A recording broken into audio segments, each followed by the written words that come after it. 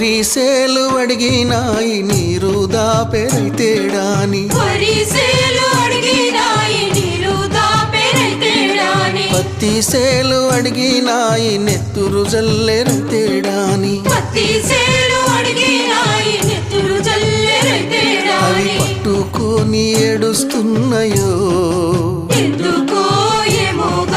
తుల్లి తుల్లి ఏడుస్తున్నాయో